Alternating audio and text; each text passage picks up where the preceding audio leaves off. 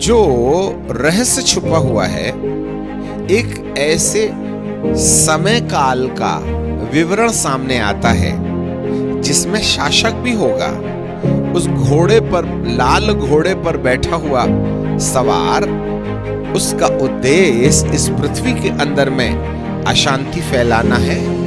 लड़ाइयां और लड़ाइयों की घटना परमेश्वर की योजना के अंतर्गत पाई जाती हैं। It's a permittable situation through God and this all the situation is under the control of God. इसका मतलब है परमेश्वर ख्रिस्त विरोधी तंत्र को आने की अनुमति देगा। तो ये परमेश्वर जिसने बाइबल लिखी है या लिखवाई है, इस किताब के परमेश्वर की जानकारी उन तमाम अंत के दिनों में घटने वाली घटनाओं को यह हजारों साल पहले जानता है। और उसकी भविष्यवाणी के अनुसार यदि ये घटनाएं घट रही हैं तो परमेश्वर अपने आप को आदि और अंत परमेश्वर होने की घोषणा कर रहा है। सनातन काल के विराट परमेश्वर, हम आपको धन्यवाद देते हैं, आपकी आराधना करते हैं। आज की रात्रि काल हम आपके दिल की बातें जो अंत के दिनों में लागू होने वाली हैं, उनके बारे में जानने, चिंतन और मनन और मंथन करने के लिए आज आपने अनुग्रह दिया है। हम आपको धन्यवाद देते हैं। हे पिता, आज आपकी पवित्र आत्मा हमारी बुद्धि को पूरे नियंत्रण में ले और जो आप अपने दिल में ठान रखे हैं उसको प्रकट करें। यीशु, आपको धन्यवाद मसीह यीशु के नाम से मांगते हैं, आमीन।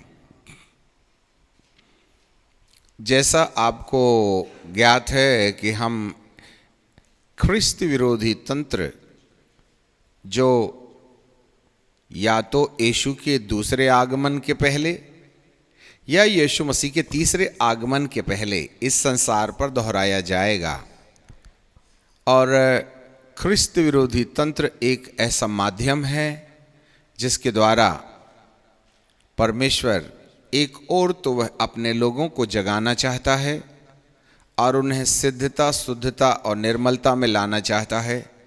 दूसरी ओर से वो उन अंधकार की शक्तियों को सजा भी देना चाहता है, जिसके द्वारा हम सब परमेश्वर की योजना के अनुसार उद्धार को देख सकें। इसी तार के साथ हम अपने अध्ययन क्रम को आगे ले जाना चाहते हैं। आज हम पढ़ते हैं दानियेल की किताब और उसका 9वां अध्याय और उसका 27 पद। Book of Daniel chapter 9 and verse 27।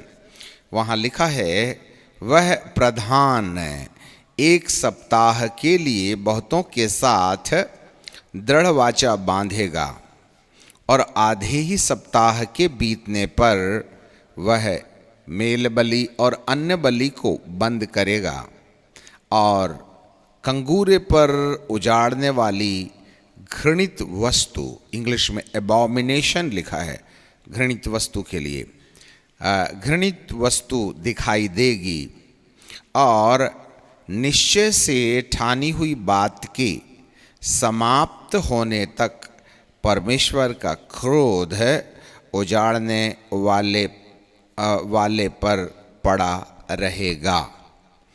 अब यहाँ पर प्रधान बोले तो इस संसार के उस प्रधान के बारे में हैं जिसको एक सप्ताह बराबर एक वर्ष अर्थात 7 वर्षों के लिए अनुमति दी जाएगी कि वह प्रधानता को कायम करे। उसके पीछे परमेश्वर की एक महान योजना है जिसको वह अनुमतिपूर्ण दशा में इस संसार पर दोहराएगा। ये प्रधान है कौन? यदि हम राज्य के बारे में बात करें तो हमें थोड़ा दानियेल की किताब के दूसरे अध्याय की ओर जाना होगा। दूसरे अध्याय में नबुकदनेस्सर राजा, जिसको स्वप्न में एक दर्शन हुआ, और नबुकदनेस्सर राजा दानियेल की किताब और उसका दूसरा अध्याय बाइबल कहती है कि जब नबूकदनेस्सर राजा ने जो स्वप्न देखा उससे वह बहुत ही भयभीत हो गया और उसने अपने राज्य में रहने वाले तमाम विद्वानों को, तांत्रिकों को, फलसफा बताने वालों को न्योता दिया और कहा कि मुझे मेरे स्वप्न का अर्थ बताओ, परंतु शर्त ये होगी कि तुम्हें मेरा स्वप्न भी बताना होगा। और जो भी आर्गुमेंट हुए उस पर हम अपना समय ख़त्म नहीं करना चाहते हैं। ये खबर दानियल को पड़ी।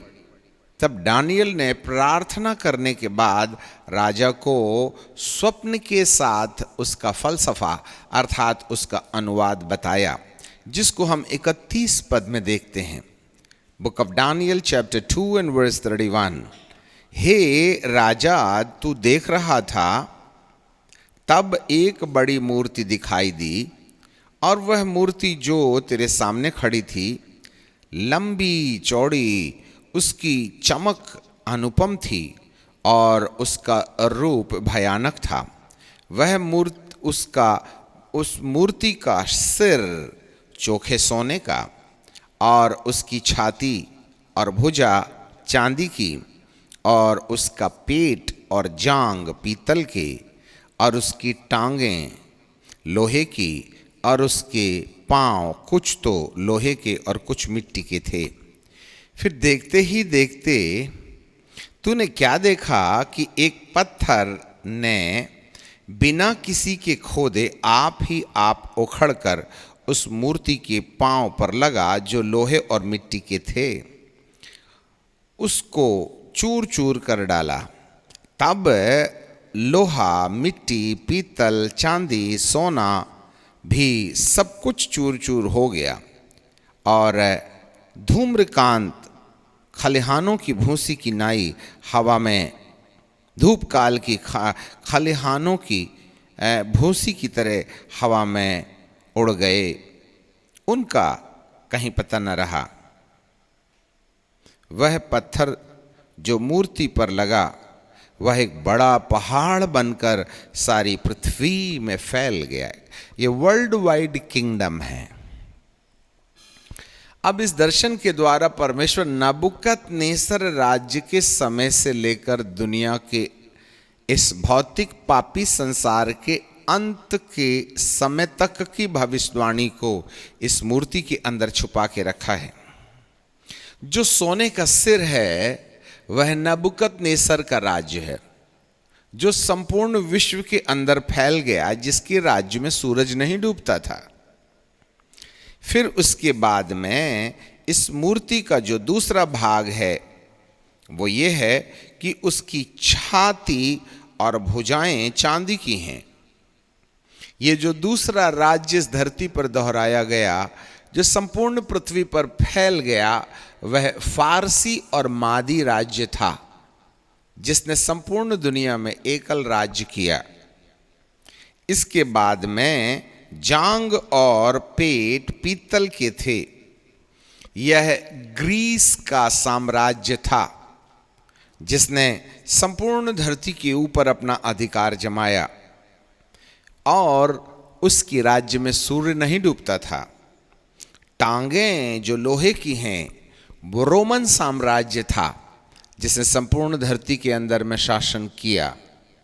परंतु लोहे के पैर के बाद उसके जो तलुए हैं, पंजे हैं, कुछ लोहे के हैं और कुछ मिट्टी के हैं। ये जो पंजे हैं उस समय पर आज हम खड़े हुए हैं। कुछ मिट्टी और कुछ लोहे के बने हुए पंजे, ये यूएन गवर्नमेंट है, वन वर्ल्ड गवर्नमेंट। आज हम उसको यूएन यूनाइटेड नेशंस गवर्नमेंट्स के रूप में जानते हैं, जिसमें सारी संसार के ऊपर कहीं ना कहीं यूएन गवर्नमेंट का अपना हस्तक्षेप होता है, उसका प्रभाव देखा जाता है। जब कभी आज की तारीख में कोई देश विश्वव्यापी नियमों का उल्लंघन करता है तो यूएन गवर्नमेंट इस पर हस्तक्षेप कर सकती है और लगभग करती है। परंतु बहुत ही कम समय के बाद यूएन गवर्नमेंट को और भी ज़्यादा मजबूत बनाया जाएगा। यूएन गवर्नमेंट को आज फाइनल अथॉरिटी में हम जनरल सेक्रेटरी के द्वारा संचालित होता हुआ देखते हैं, परंतु अब तक के इतिहास में यूएन गवर्नमेंट में प्रेसिडेंट की पोस्ट खाली थी, जो 144 नंबर की सीट है। क्योंकि ये जो सीट है, जो प्रेसिडेंट की जो पोस्ट है, वो अभी तक इसलिए खाली है क्योंकि परमेश्वर ने उस सीट पर बैठने के लिए, इस अधिकार पर बैठने के लिए अब तक अनुमति नहीं दिया है। क्योंकि बाइबल कहती है राजाओं की नियुक्ति परमेश्वर की ओर से होती है, इसलिए उसे अंत के लिए छोड़ दिया गया है। परंतु जब यूएन गवर्नमेंट और भी ज़्यादा मजबूत और शक्तिशाली रूप में एक तानाशाह शासन के रूप में संपूर्ण दुनिया के ऊपर अपना अधिकार जमाएगा, तब इसका नाम वन वर्ल्ड गवर्नमेंट या एकल विश्वव्यापी सरकार के रूप में परिणित कर दिया जाएगा। और उस सरकार के ऊपर वो प्रतिनिधि जो जनरल प्रेसिडेंट होगा वन वर्ल्ड गवर्नमेंट का, वो उस पर अधिकार रखेगा। इसकी तैयारियां मानो लगभग पूरी होते नजर आ रहे हैं। आपको जानकारी मिले, इस मूरत के सिर जो सोने के थे नबूकदनेस्सर राजा है, और छाती और बाहें जो चांदी की हैं मादी और फारसी का राज्य था, और उसके बाद पेट और जांघें जो पीतल की थीं वो ग्रीस का राज्य था, और उसके बाद टांगें रोमन साम्राज्य था। परंतु अब जो है हम पंजे जो आधे मिट्टी के हैं और आधे लोहे के हैं, ये मिट्टी और लोहा का जैसे आपस में मेल नहीं होता है, वैसे ही कुछ मिली जुली सरकार संपूर्ण विश्व के अंदर फैल जाएगी। इसको हम बाद में देखेंगे। तो ये जो सरकार है, विश्वव्यापी सरकार, इस सरकार को जो दुनिया के ऊपर शासन करेगी, उस सरकार का जो प्रमुख होगा, वो प्रमुख होगा वह प्रधान। अब समस्त संसार को ये बातें बहुत अच्छे से जान लेना चाहिए। ये प्रधान वन वर्ल्ड गवर्नमेंट में उस समय प्रत्यक्ष होगा जब वचन के अनुसार रोकने वाली वह वस्तु जिसको आपने दूसरा थिस्सलुनीकियों की किताब में देखा था, मैं उसको पढ़ कर के रिपीट करना चाहते हैं, जिससे कि कल का अध्ययन हमारे सामने फिर से वापस आ जाए और हमको ये ध्यान आ जाए। दूसरा थिस्सलुनीकियों की किताब और उसका दूसरा अध्याय, वहाँ लिखा है 3 पद में, किसी रीति से किसी के धोखे में ना आना, क्योंकि वह दिन नहीं आएगा, प्रधान का 1 सप्ताह का राज्य नहीं आएगा, जब तक धर्म का त्याग ना हो ले, और वह पाप का पुरुष अर्थात वही प्रधान जिसको 7 वर्षों के लिए अनुमति दी जाएगी, और वह विनाश का पुत्र प्रकट ना हो, अर्थात विनाश के पुत्र को प्रकट होने से रोकने के लिए धार्मिकता, कलीसिया के साथ प्रभु यीशु मसीह का अनुग्रह वाला व्यवहार और उसके साथ पवित्र आत्मा का हस्तक्षेप जब तक इस धरती पर कायम होगा, तब तक वो पाप का पुरुष, विनाश का पुत्र, एबॉमिनेशन प्रारंभ नहीं होगा, उसका प्रगटीकरण नहीं होगा। 6वें पद में लिखा है, और अब तुम उस वस्तु को जानते हो जो उसको रोक रही है। ये कौन सी वस्तु है?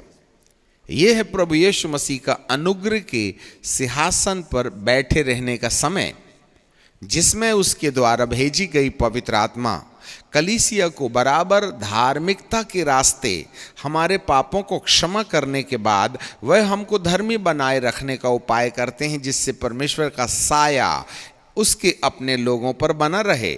और जब तक पवित्र आत्मा इस संसार के अंदर रहेगा, जब तक कलीसिया रहेगी तब तक पवित्र आत्मा रहेगा, और कलीसिया पवित्र आत्मा यीशु के अनुग्रह के सिंहासन पर बैठे रहने के द्वारा मानव समुदाय को जो विश्वास के द्वारा धर्मी ठहराए गए हैं, वही है जो उस पाप के पुरुष को रोक रहे हैं। परंतु एक दिन जब प्रभु यीशु मसीह आएंगे तो कलीसिया को उठाएंगे। जिस तरीके से पहला थिस्सलुनीकियों की किताब के 4 अध्याय के 16वें पद में बाइबल कहती है कि प्रभु आप ही स्वर्ग से उतरेगा, उस समय ललकार और प्रधान दूत का शब्द सुनाई देगा और परमेश्वर की तुरही फूंकी जाएगी, और जो मसीह में मरे हैं वे पहले जी उठेंगे, और हम जो जीवित बचे रहेंगे उसके साथ बादलों पर उठाए जाएंगे कि हम हवा में प्रभु से मिलें। इस रीति से हम सदा प्रभु के साथ रहेंगे।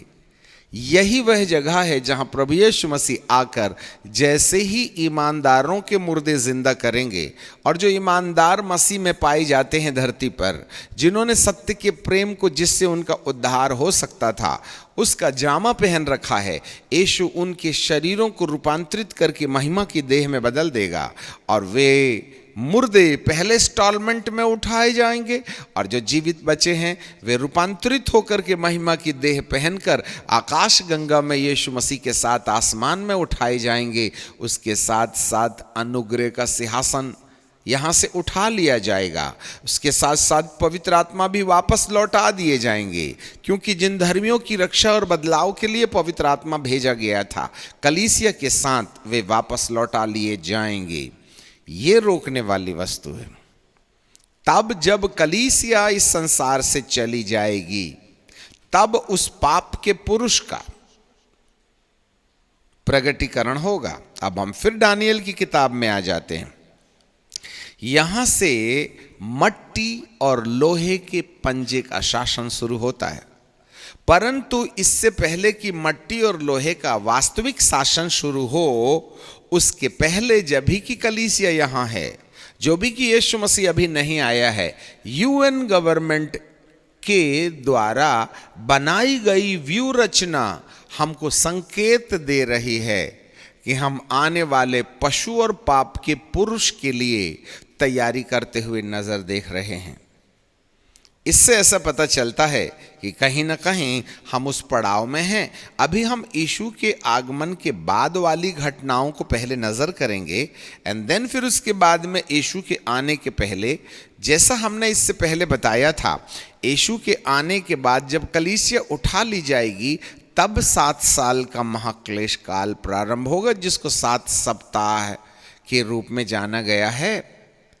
पर जैसे कलीसिया के उठाए जाने के बाद 7 वर्ष का महाक्लेश काल होगा, ठीक यीशु मसीह के आने के पहले 7 वर्षों से जो कुछ बाद के 7 वर्षों में होने वाला है वह पहले से दिखाई देने लगेगा।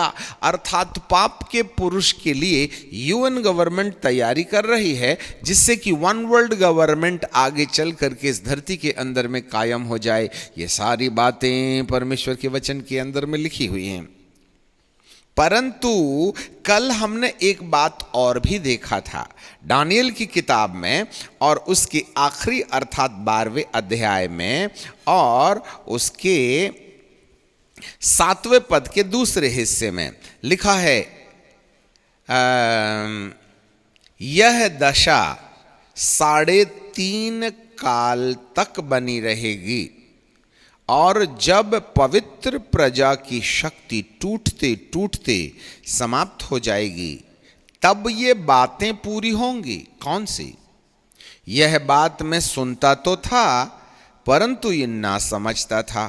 तब मैंने कहा, हे मेरे प्रभु, इन बातों का अंत फल क्या होगा?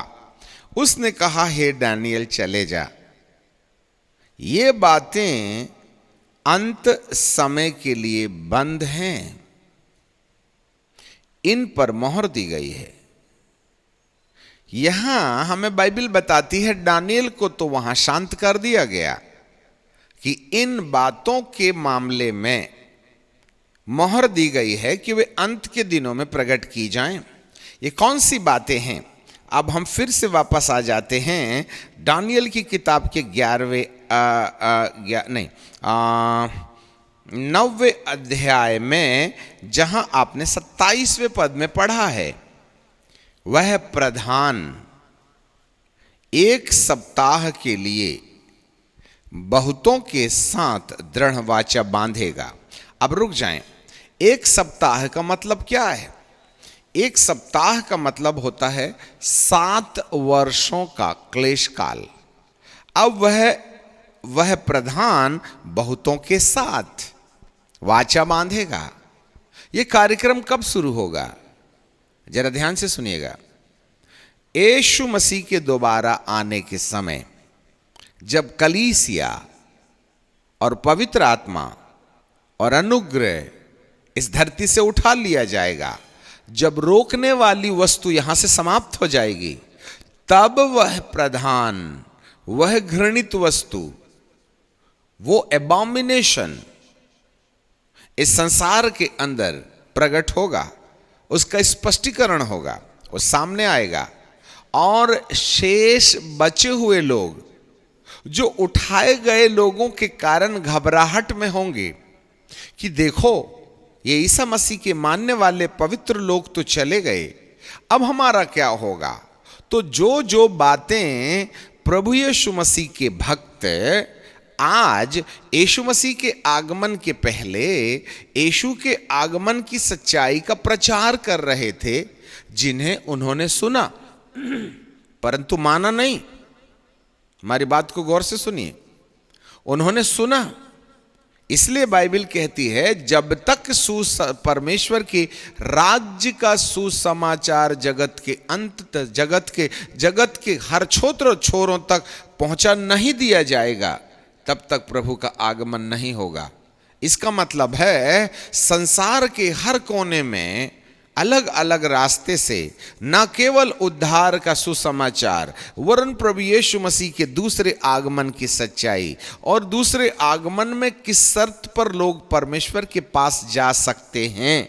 जैसे हमने दूसरा थिस्सलुनीकियों की किताब में पढ़ा था 10वें पद में कि उन लोगों ने उस सत्य के प्रेम को ठुकरा दिया और उस सत्य के प्रेम की सच्चाई लोगों के सामने रखी जाएगी और वह भौतिक रीति से अपनी बुद्धि में ये सारा ज्ञान रखेंगे, परंतु उसके बावजूद भी वे ढिठाई करके उसको अस्वीकार कर देंगे।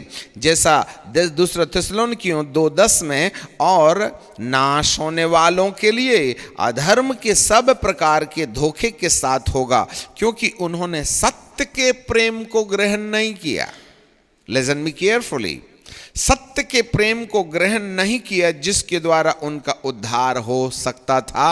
अर्थात सत्य के प्रेम का प्रचार पृथ्वी के हर कोने पर प्रचार कर दिया जाएगा, जो यीशु मसीह के दूसरे आगमन के उठाए जाने की शर्त होगी। तब जितने लोग चले जाएंगे, बाकी शेष लोग इन तमाम सुनी हुई बातों को याद करेंगे जो उनके अवचेतना के अंदर सुने जाने के द्वारा रिकॉर्ड कर दी गई है। वे घबरा जाएंगे, हाय हाय हमारे पड़ोसी चले गए, हमारे मामा चले गए, हमारे बच्चे चले गए, हम रह गए। जो धर्मी थे, जिन्होंने सत्य के प्रेम का चोला पहन लिया था, वो चले गए। बाकी शेष लोग, जिन लोगों ने उसके उद्धार को ठुकरा दिया, उसके सुसमाचार पर विश्वास नहीं किया, सत्य के प्रेम का चोला नहीं पहना, वे यहीं रह जाएंगे और उनके अंदर अफरा तफरी मच जाएगी। जो कुछ भी होगा वो बताने के लिए अभी हमारे पास समय नहीं है। हम एक शब्द में कहना चाहते हैं, इस संपूर्ण संसार के अंदर में लोग भयभीत हो जाएंगे। रेप्चरेशन के बाद में घबरा जाएंगे, वे छातियां पीटने लगेंगे।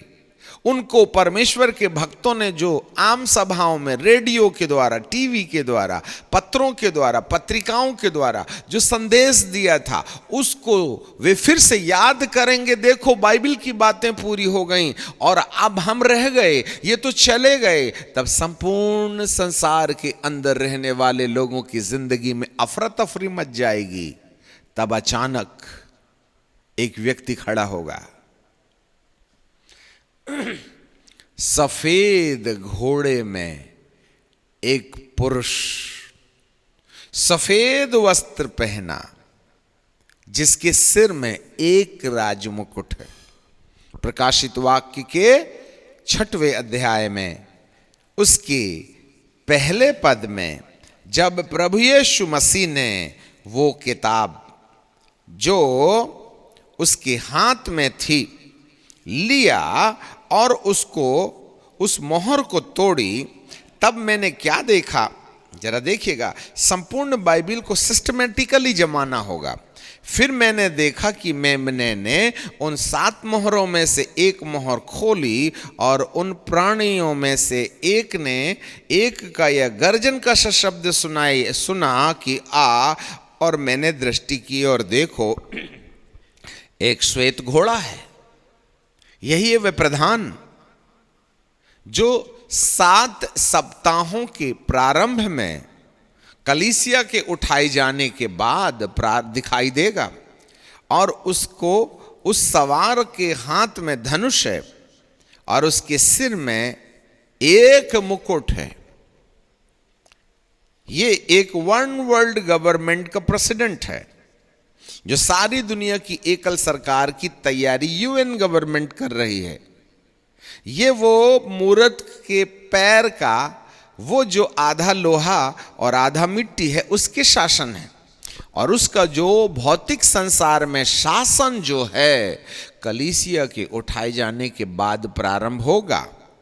और एक ऐसा पुरुष नेपोलियन और हिटलर के समान तानाशाह शासक जो आधा मानव होगा और आधा दानव होगा, हम आगे चल करके इस बात को देखेंगे। वही है सफेद घोड़े पर विराजमान होकर, सफेद वस्त्र पहने, सिर में मुकुट लिए, परंतु हाथ में धनुष लिया हुआ। वह पृथ्वी के ऊपर इसलिए आया कि वह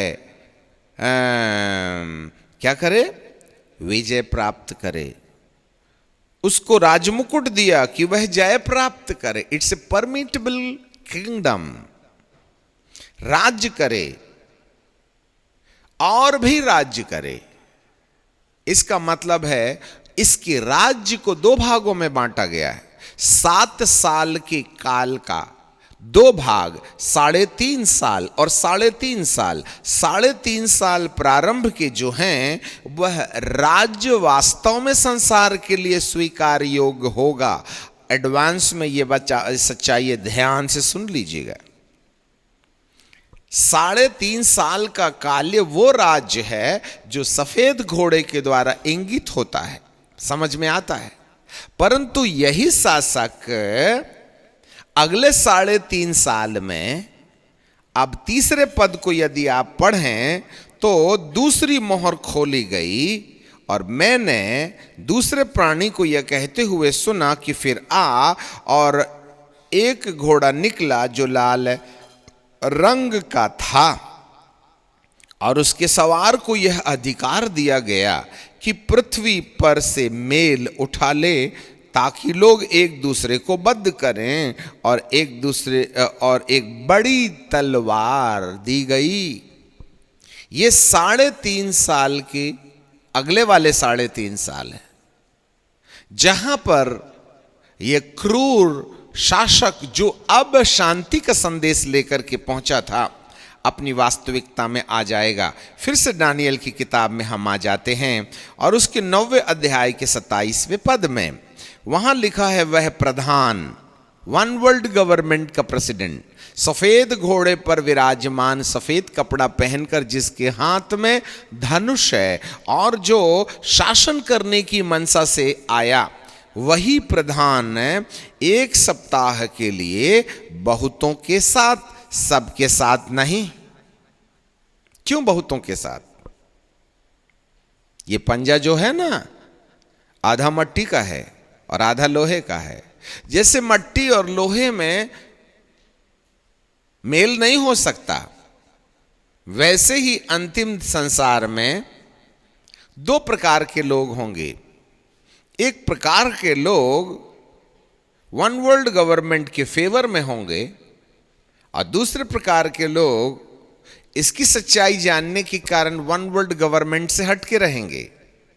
इसीलिए लोहा और मट्टी जो आपस में मिल नहीं सकती है, इसी प्रकार से ये दो लोग मिल नहीं पाएंगे, परंतु पंजे का रूप तो धारण जरूर करेंगे। इस ग्रह को छोड़कर वे जा तो नहीं सकते हैं ना कहीं पर, उन्हें व्यवस्था पूर्वक रहना पड़ेगा। फिर भी वे उसके साथ सहमत नहीं होंगे, ये उनकी मजबूरी होगी।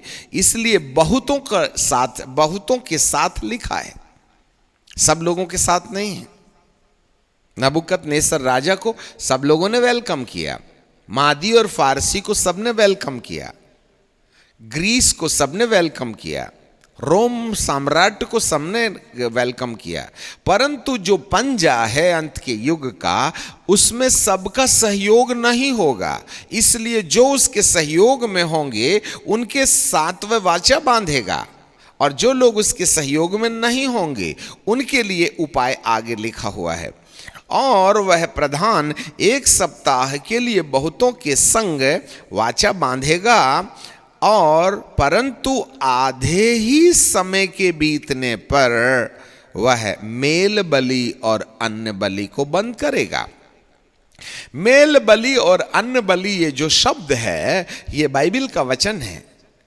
पूर्व काल में परमेश्वर ने मूसा के द्वारा जो व्यवस्था मिलाप वाले तंबू के साथ जोड़ रखी थी, उसमें कई बलियां पाई जाती थी, जिसमें से मेल बलि और अन्न बलि यह वह सिस्टम है जिसके द्वारा मनुष्य परमेश्वर को प्रसन्न करने और उसकी महिमा करने के लिए ये बलि दी जाती थी। एक बलि है पाप बलि। जब कभी किसी व्यक्ति को अपने पाप का बोध हो जाए तो वह बलि चढ़ाता और छावनी के बाहर मेमने को बलिदान किया जाता था। एक है दोष बलि, जो अपने पाप को ना माने, प्रमाण मिल जाए तो उसको मजबूरन पाप की सजा दी जाए, ये वाला बलि भी बाहर किया जाता था। पाप बलि, दोष बलि, इसके बाद में है मेल बलि, अन्न बलि। ये मेल बलि, अन्न बलि प्रसन्नता की दशा में मनुष्य परमेश्वर को प्रसन्न करने के लिए देता है। इसलिए ये जो बलि है परमेश्वर के आदर और सम्मान के लिए की जाती है। परंतु ये जो प्रधान सामने 1 सप्ताह के लिए वाचा बांधने के लिए आएगा, वह 3.5 साल के काल तक तो किसी प्रकार की कोई भी आपत्ति प्रकट नहीं करेगा, परंतु ठीक 3.5 साल के बाद में वह मेल बलि और अन्न बलि को, जो परमेश्वर के आदर और सम्मान के लिए चढ़ाई जाती थी, उसको बंद करेगा। सफेद घोड़े का कार्यक्रम, सफेद घोड़े और उसके सवार का कार्यक्रम समाप्त हुआ। अब लाल घोड़े का प्रारंभ होता है। अब आपके सामने एक बड़ा विचार आ रहा होगा कि वास्तव में इसका अर्थ क्या है। देखिए, जब यीशु मसीह इस संसार में आए, तब तक सुलेमान के द्वारा बनाया गया मंदिर परमेश्वर की ओर से परमिटेबल था कि लोग वहां पशुओं को बलिदान करने के द्वारा अपने और परमेश्वर के बीच के रिश्ते को नजदीकी के साथ जोड़ें।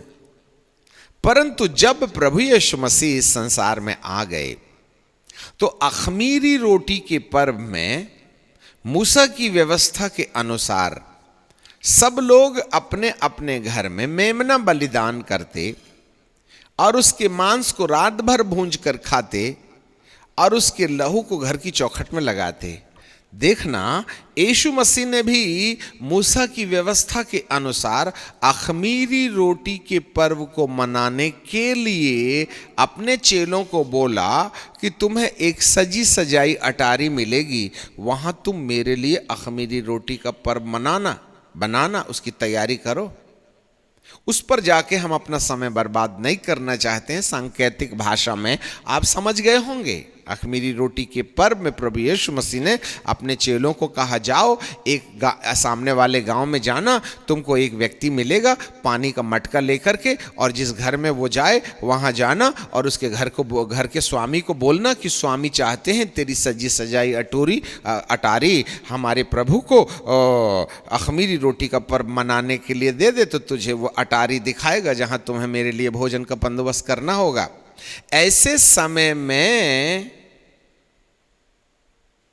यीशु मसीह ही एक ऐसा व्यक्ति और उसके चेले थे जिन लोगों ने अब तक अख़मीरी रोटी के पर्व में मूसा की व्यवस्था के अनुसार मेमना बलिदान किया जाता था, कलोर बलिदान की जाती थी, पर यहां पर प्रभु यीशु मसीह रोटी तो लेते हैं परंतु किसी प्रकार के पशु को बलिदान नहीं करते हैं, क्योंकि मेमने की जगह यीशु खुद लेने वाले हैं। यही एक अनोखी विधि यीशु मसीह ने अपनाई। उसी रात हजारों भेड़, हजारों बकरियां बलिदान की गईं, परंतु इस उपरोक्ति कमरे में कोई मेमना बलिदान नहीं किया गया। यहां खुद यीशु उस रोटी को तोड़ करके अपने चेलों को कहते हैं, यही है वह मेमना जो आने वाले 3 दिनों में तुमको बलिदान होता हुआ दिखाई देगा, जिसकी शुरुआत आज ही से हो जाएगी।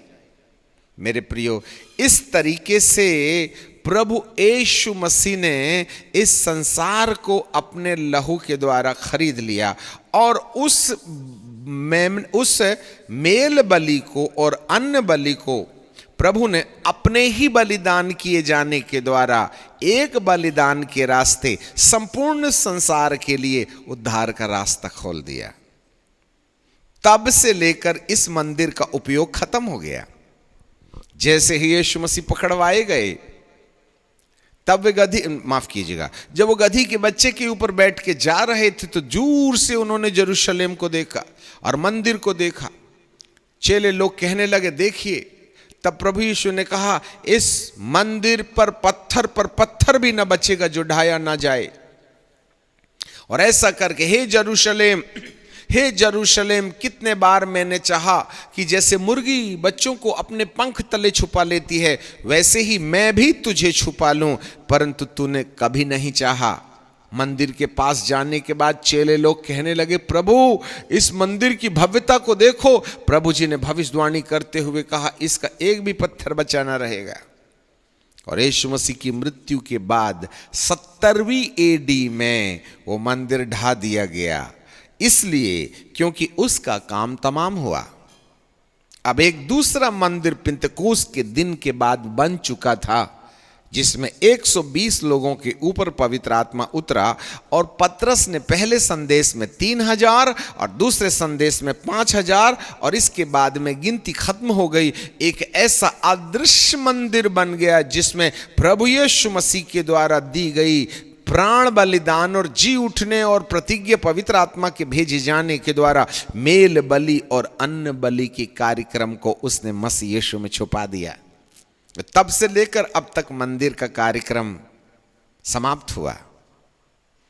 परमेश्वर कभी अनुमति नहीं देगा जब तक कलीसिया इस धरती के अंदर है, परंतु जैसे ही यीशु मसीह दूसरे आगमन में आएंगे और कलीसिया को उठा के ले जाएंगे, उसके तत्काल यहूदी लोग जो न जाने कितने दिनों से वेलिंग वॉल में, रोने वाली दीवार में, सिर पर काली टोपी पहनकर रो रो करके प्रार्थना कर रहे, हे पिता, महापवित्र स्थान की भूमि तो हमारे पास है, पर पवित्र स्थान और आंगन जो अन्य जातियों ने अपने लिए मंदिर बना लिया है, हमें वो जमीन लौटा दे, हमें वहीं बलिदान करना होगा जहां इसहाक का बलिदान किया गया था, हमें जमीन दे। न जाने कितने हजार साल से यहूदी बार बार अपनी बची हुई भूमि को वापस ले लेने के लिए परमेश्वर से गुहार लगा रहे हैं। जरा ध्यान से सुन लेना, क्योंकि जिस स्थान पर सुलेमान राजा ने मंदिर बनाया था, उसका पवित्र स्थान तो यहूदियों के कब्जे में है, भविष्यवाणी के अनुसार उसका पवित्र महापवित्र स्थान तो यहूदियों के कब्जे में है, परंतु पवित्र स्थान और आंगन में इस्माइली लोगों ने अपना अधिकार जमा लिया और वहां मॉस्क बना के उन्होंने पवित्र स्थान को अपने लिए ले लिया। बाइबल कहती है कि अन्य जातियों को रौंदने के लिए आंगन और पवित्र स्थान को दिया गया है, इसलिए डोरी से उसको मत नापना। पर जैसे ही कलीसिया उठाई जाएगी, यहूदी लोग जो मंदिर बनाने की तैयारी ऑलरेडी आज कर चुके हैं, जो जो सामान और जिस जिस प्रकार के पत्थर राजा सुलेमान ने इस्तेमाल किया था बड़े बड़े, जिसको 42 महीने साल वर्षों तक 46 वर्षों तक बनाने के लिए समय लगा, वो सारी तैयारियां आज हो चुकी हैं, परंतु कोई रोकने वाली वस्तु है। अभी तक यूएन गवर्नमेंट ने उन्हें फलस्तीनियों को हटाकर इजरायलियों को मंदिर बनाने की अनुमति घोषित नहीं की है, परंतु जैसे ही यीशु मसीह आएंगे, कलीसिया उठाई जाएगी, वैसे ही 7 सप्ताह प्रारंभ होंगे और एक सफेद घोड़े पर बैठा, सफेद कपड़े पहने हुए, मुकुट, हाथ में धनुष लिए हुए एक शासक, वन वर्ल्ड गवर्नमेंट का प्रेसिडेंट आएगा और सबसे पहले यहूदियों को मंदिर बनाने की अनुमति देगा। अब ये किस तरीके से होगा, वह कैसे इस्माइलियों को बुझाएगा और कैसे इजराइलियों को ये मंदिर बनाने की अनुमति देगा, इसके बारे में किसी प्रकार की कोई कहानी बताना अभी कानून के खिलाफ होगा। ऐसे समय में बाइबल हमें बताती है कि कहीं न कहीं परमेश्वर उस समय को आने देगा और बाइबल का परमेश्वर कहता है ये शासक आकर के यहूदियों को पूर्ण अनुमति देगा और उसके 3.5 साल के शासन काल में, जब सफेद घोड़े पर एक व्यक्ति सवार होकर सिर में मुकुट लिए, हाथ में धनुष लिए, उसका शासन प्रारंभिक 3.5 साल आफ्टर रेप्चरेशन चलेगा ना, इन समयों में सरकार की अनुमति, वन वर्ल्ड गवर्नमेंट की अनुमति के द्वारा यहूदी उस मंदिर को बनाने में सफल हो जाएंगे और इसको बनाने के लिए 3.5 साल लग जाएंगे। जब ये मंदिर बनकर के तैयार हो जाएगा तो यहूदियों का अपना मानना और विश्वास है कि जकरिया की किताब में जैसे हमें बाइबल बताती है कि वह, मैं पढ़ लूं जकरिया की किताब और उसका 6वां अध्याय और उसका 12 पद। इस भविष्यवाणी का भाषांतर यहूदी लोग अपने तरीके से करेंगे, परंतु इस वचन का भाषांतर एक तरीके से ऑलरेडी हो चुका है। अब जरा पढ़ें। और उसने यह कहा, सेनाओं का यहोवा यूं कहता है, एक पुरुष को देख जिसका नाम शाख, यदि नीचे देखें तो डाली, और वह अपने ही स्थान से उग कर यहोवा के लिए मंदिर बनाएगा। ये वाली भविष्यवाणी यहूदियों की दृष्टि में यह है कि एक मसीहा आएगा। उन लोगों ने उस नसराना मसीहा को भूल गए, उनको बढ़ई का बेटा कह के इनकार कर दिया और आज भी वे मसीहा का इंतजार कर रहे, क्योंकि ये भविष्यवाणी उनके 13वें पद में लिखा है, वह यहोवा का मंदिर बनाएगा, अर्थात मसीहा, और महिमा पाएगा और अपने ही सिंहासन पर विराजमान होकर प्रभुता करेगा। और उसके सिंहासन के सामने सिंहासन के पास एक याजक भी होगा और दोनों के बीच में मेल की सम्मति होगी। वास्तव में देखा जाए तो यह भविष्यवाणी यीशु मसीह में पूरी हो गई। जरा ध्यान से सुनिएगा, यह भविष्यवाणी यीशु मसीह में पूरी हो गई कि वो मंदिर बनाएगा। यहूदी भौतिक मंदिर बनाने की कल्पना में है।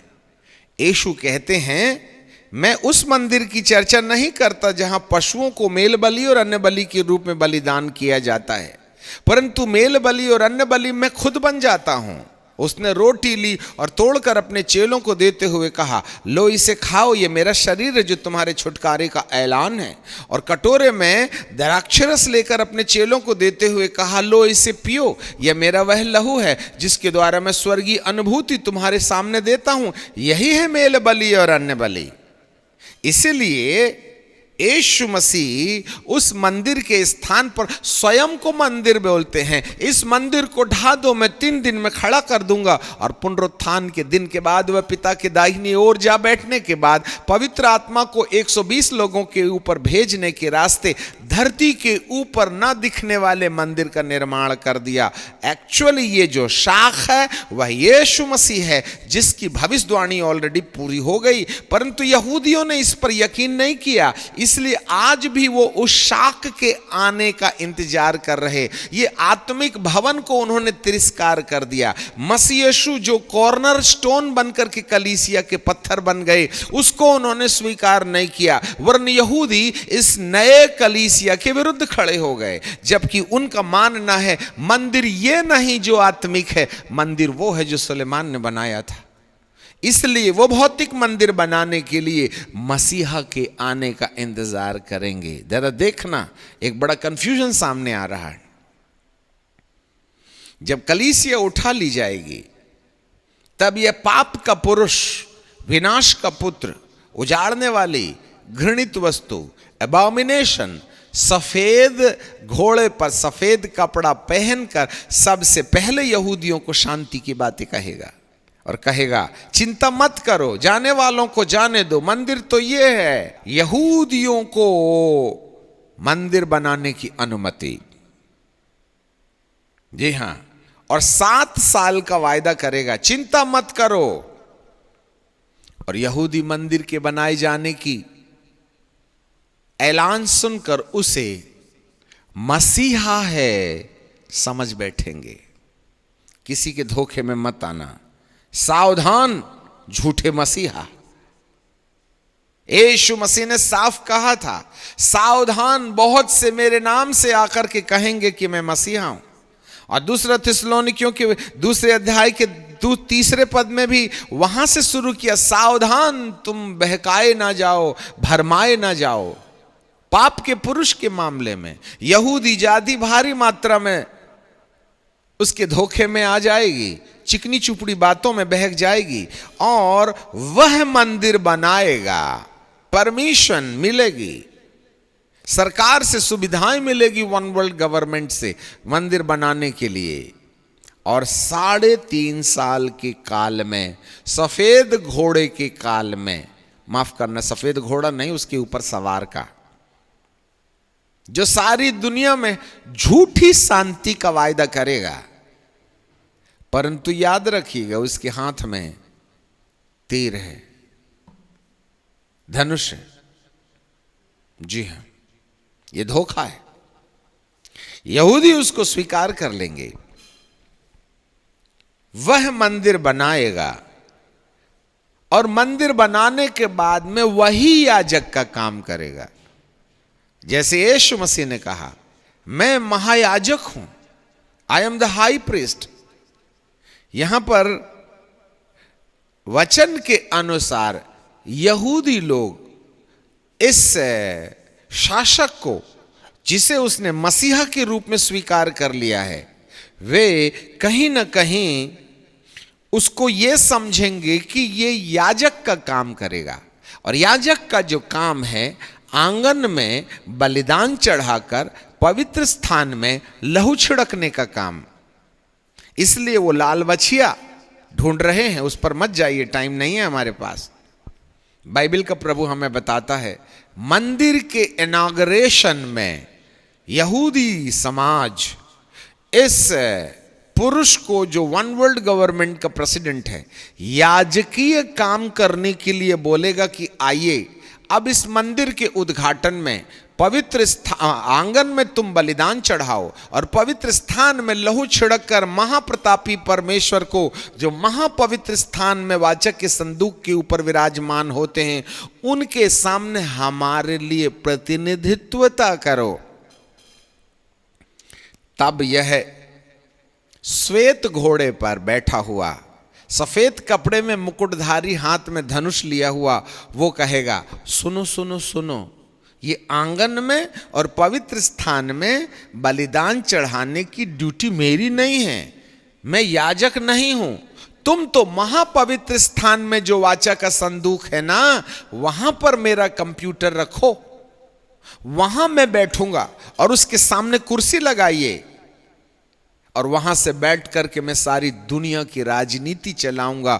मैं वन वर्ल्ड गवर्नमेंट का प्रेसिडेंट हूं। इस महापवित्र स्थान में मेरे ऑफिस की मेरी चेयर होगी और सारा संसार आकर के आंगन में और पवित्र स्थान में मेरे लिए बलिदान चढ़ाएगा, जिससे कि मैं धरती का बादशाह और परमेश्वर की जगह में बैठकर वो सम्मान जो मेरे मन के अंदर में स्वर्ग में रहने के दिनों में थी, उसको मैं इस धरती के अंदर पूरा कर सकूं। तब यहूदी कहेंगे ना ना ना ना ना ना ना ना ना, मंदिर बनाने वाला पवित्र स्थान में नहीं बैठेगा। पवित्र स्थान तो यहोवा परमेश्वर के लिए है, मंदिर बनाने वाला तो आंगन और पवित्र स्थान में याजक का काम करेगा और हमारे और परमेश्वर के बीच में मेल की सम्मति का काम करेगा। मसीहा परमेश्वर और मनुष्य के बीच में प्रतिनिधित्वता का काम करेगा। यह भविष्यवाणी कहती है महापवित्र स्थान में तुम बैठ के करिएगा भी क्या, वो तो महाप्रतापी परमेश्वर के लिए है। तब ऐसे समय में यह शासक यहूदियों के विरुद्ध खड़ा हो जाएगा। देखो, अनुमति मैंने दिया है, अब तक तुम मंदिर नहीं बना पाए, इसलिए भला यह है कि तुम मुझे महापवित्र स्थान में अपना कंप्यूटर रखने दो, मेरे लिए वहां सिंहासन लगाओ और वहां से मैं इस संसार की राजनीति चलाऊंगा। तब वे कहेंगे यह कदापि संभव नहीं होगा। देखो, लोहे और मट्टी के बीच में अब विभाजन हो रहा है। वाह प्रभु वाह, क्या बातें हैं जो आपने भविष्यवाणी में कह रखी है। तब यहूदी अलग हो जाएंगे और वन वर्ल्ड गवर्नमेंट का प्रेसिडेंट अलग हो जाएगा और वह संपूर्ण दुनिया की ताकत को इजराइल के विरुद्ध खड़ा कर देगा। और तब जो दानवीय तांडव यहूदी लोगों के विरुद्ध होगा, और बाइबल कहती है जब यरूशलेम को तुम 3 दिशाओं से घिरा हुआ देखो तो जान लेना कि जगत का अंत आ गया है। मेरे प्रियो, फिर वापस दानियल की किताब में आ जाएं। तब 7 साल के महाक्लेश काल के ठीक बीच तक सफेद घोड़े का काम खत्म हुआ। तब दूसरी मोहर तोड़ी गई। प्रकाशित वाक्य 6 में बाइबल कहती है जब मेमने ने दूसरी मोहर खोली तब दूसरे प्राणी का गर्जन का शब्द सुनाई हुआ और एक लाल घोड़ा मुझे दिखाई देता है, जिसके सवार को मेल उठा लेने कि वे एक दूसरे को मारें, ब्लडशेड, यहां से युद्ध शुरू होता है। अभी लाल घोड़े का आना मतलब अगले 3.5 साल, अभी शांति के 3.5 साल गुजर गए, अब अगले 3.5 साल की पहली छवि में रेड हॉर्स है। यहां पर 7 सप्ताहों के फिर से दानियल के 9 में आ जाएं। वह प्रधान 1 सप्ताह के लिए बहुतों के संग वाचा तो बांधेगा और आधे ही सप्ताह में अर्थात 3.5 साल के काल के बाद में जब यहूदी महापवित्र स्थान में वर्ल्ड प्रेसिडेंट की चेयर नहीं रखने देंगे, कंप्यूटर द बीस्ट उसको नहीं रखने देंगे, तब वह बीच में ही मेल की सम्मति को बंद कर देगा। तब बाइबल कहती है कंगूरे पर उजाड़ने वाली घृणित वस्तु, एबॉमिनेशन, ये एबॉमिनेशन पाप के पुरुष के लिए, विनाश का पुत्र, वन वर्ल्ड गवर्नमेंट का प्रेसिडेंट, जो यहूदियों को महापवित्र स्थान में बैठने में दबाव देगा और यदि वे नहीं बैठने देंगे तो त्रासदी शुरू हो जाएगी, अर्थात दुनिया की ताकत इजराइल के विरुद्ध खड़ी हो जाएगी। तब जो है मेल की सम्मति समाप्त होगी और कंगूरे पर उजाड़ने वाली घृणित वस्तु एबॉमिनेशन। ये बातें यीशु ने मत्ती की 24वें अध्याय की 15वें पद में भी ऐसे ही कहा था। यदि आप मत्ती रचित सुसमाचार और उसके 24वें अध्याय में और उसके 15वें पद पर आ जाएं, सो जब तुम उजाड़ने वाली घृणित वस्तु, अंग्रेजी में फिर यहां पर एबॉमिनेशन की बात कही है, और जिसकी चर्चा दानियल भविष्यद्वक्ता के द्वारा की गई थी, पवित्र स्थान में खड़ी हुई देखो। अभी वो पवित्र स्थान में मंदिर के सामने खड़ा है और तीनों तरफ से यरूशलेम घेर लिया गया है और अब विनाशकारी लीलाएं इस्राएल के विरुद्ध आ पहुंची हैं। हाँ, जरा देखें दानियल की किताब, उसका 12वां अध्याय और उसका 7वें पद का दूसरा हिस्सा। यह दशा 3.5 काल तक बनी रहेगी। ये आखिरी वाले 3.5 काल हैं। पहले में तो शांति से गुजर गए।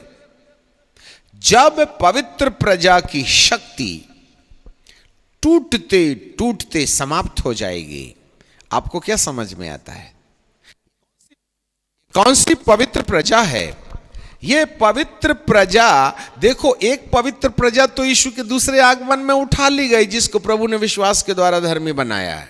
परंतु जो इब्राहिम के खून से पैदा हुए, भौतिक रीति से प्रतिज्ञा की संतान है, जिसको यहूदी कहते हैं, इजरायली कहते हैं, वो पवित्र प्रजा 3.5 साल के, आखिरी 3.5 साल के द्वारा में इस पाप के पुरुष के द्वारा सताई जाएंगी।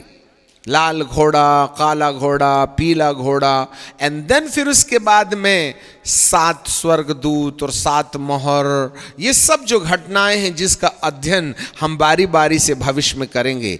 यहाँ 7 साल के महाक्लेश काल के 3.5 साल में यहूदियों के साथ में झूठी वाचा बांधने वाला अब 3.5 साल में क्रूर शासक बन करके खड़ा हो जाएगा, क्योंकि उन्होंने मंदिर के महापवित्र स्थान में उसकी कुर्सी और कंप्यूटर रखने के लिए मौका नहीं दिया। इसलिए सारी दुनिया की सेना इस छोटे से देश इजराइल के विरुद्ध खड़ी हो जाएगी। यहां से 3rd वर्ल्ड वॉर शुरू होता है। याद रखिएगा, तुम लड़ाइयों और लड़ाइयों की चर्चा सुनोगे, यह तो यीशु के आगमन के पहले की बात है, परंतु वास्तविक लड़ाई 7 साल के महाक्लेश काल के ठीक बीच में शुरू होगी, जिसकी प्रतिनिधित्वता नेपोलियन और हिटलर के समान तानाशाह शासक, जो 1 वर्ल्ड गवर्नमेंट का प्रेसिडेंट होगा, विश्व को तृतीय विश्व युद्ध की आग में ले जाएगा। और उसका केंद्र बिंदु होगा यरूशलेम, और उसका मंदिर, उसका कारण होगा कि इस प्रेसिडेंट को यहूदियों ने महापवित्र स्थान में, जहां परमेश्वर के वाचा का संदूक है, जो मात्र परमेश्वर के लिए है, वहां यह कुर्सी लगाकर संसार की राजनीति चलाने की मनसा से दबाव देगा, और नहीं मानने के कारण तृतीय विश्व युद्ध की शुरुआत होगी। मेरे प्रियो, यह सब कुछ लिखा हुआ है और भविष्य में ये घटनाएं घटेंगी। इसको हम आगे देखेंगे कि ये सारी घटनाएं यीशु के आगमन के पहले किस रूप में लागू होंगी, जो आपके दिलों को हिला देने का कारण बन जाएगी। अब हम अगले सत्र का इंतजार करें, दुआ मांगें। सनातन परमेश्वर, हम आपको धन्यवाद देते हैं, आपकी आराधना करते हैं। जो लिखा है उसको संकलित किया जाए तो साफ नबूकदनेस्सर के अंदर दिखाए गए अनुपम मूर्ति के दर्शन में और प्रकाशित वाक्य की आखिरी किताब तक हम कहीं ना कहीं आपके दिल में भावी योजनाओं को समझने में अनुग्रह पाते हैं, और उस मोहर को टूटा हुआ देखते हैं जो दानियल के युग में बंद थी। पिता परमेश्वर, हमें बुद्धि दे, मूर्ख इसे न समझेगा, जो बुद्धिमान होगा वही इन बातों को समझ पाएगा। हम सब मूर्खों को बुद्धिमान बना दे, जिससे कि आपके दिल की योजना को समझकर हम कितने गंभीर और नाजुक समय में आ गए हैं, इस बात को समझने की ईश्वरीय बुद्धि हमको मिलने पाए। पिताजी, हम आपको धन्यवाद देते हैं, यीशु नासरी के नाम से मांगते हैं।